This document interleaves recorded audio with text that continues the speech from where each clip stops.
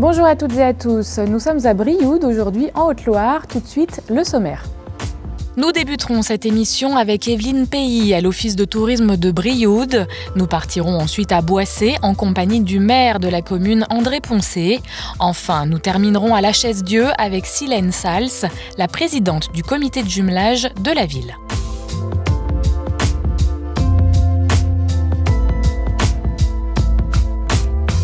C'est facile d'organiser des manifestations pour les commerçants. Et là, l'idée, c'était de mettre en valeur nos artisans et les artisans d'art. Ça a été organisé le 18 juin 2022 avec une vingtaine de participants. On avait un ébéniste, une peinture sur mobilier, une cartoniste. On a l'habitude de travailler avec la caisse locale du Crédit Agricole de Brioude, qui est souvent partenaire. Ils ont pris à leur charge le pot d'inauguration de la manifestation. Après, ils ont également proposé de prolonger ce partenariat en exposant pendant l'été 2 fois 10 artistes, donc les 20 qui ont participé. Alors Boissé, c'est une petite commune rurale de 360 habitants.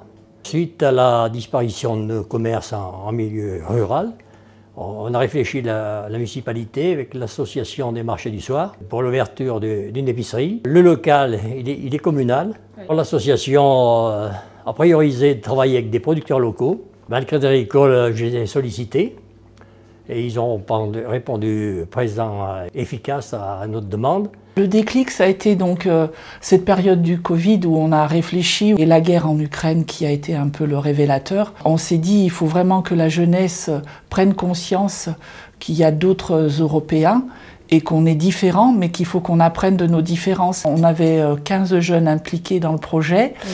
Autour de la biodiversité, donc le programme qui comprenait des visites d'exploitation bio, la visite du moulin Richard Debat, qui recycle des vieux chiffons aussi depuis le Moyen-Âge. J'ai rencontré donc Madame Philippon, Véronique, la présidente de la caisse locale de La Chaise-Dieu, du Crédit Agricole. Le conseil d'administration a accepté d'accorder une aide exceptionnelle et le dossier a été transmis à Monsieur Desfarges, Thomas, qui m'a contacté et on a construit autour de ce projet. Vu le succès, l'idée c'est de créer une biennale de l'artisanat, du coup une édition en 2024. Donc on commencera à préparer d'ici la fin de l'année avec du coup le critère centre-ville, puisque ça paraît très important, en lien avec le marché comme cette année, et puis cette diversité qui a beaucoup plu. On a un commerce qui a fermé le 23 décembre. Sur la place du village. Alors là aussi, le conseil s'est réuni et on vient de racheter la licence, le fonds immobilier. Pour le moment, on est en location avec les propriétaires sur une durée de 5 mois. Et après, on va voir si on passe à l'achat ou si on trouve un partenaire financier. L'année prochaine, au mois d'avril, nous retournons à Fracinero où les enfants de La Chaise-Dieu seront accueillis à Fracinero. Donc la dynamique est créée et c'est ça le retour que j'attendais. On est très satisfait puisque les retours sont bons à la fois du public. On estime à peu près à plus de 400 visiteurs. Et sur les participants, oui, les retours sont bons également. Il y a eu beaucoup de contacts, des prises de rendez-vous, des inscriptions à des stages. Une épicerie associative, c'est un espace de vie, un espace social aussi.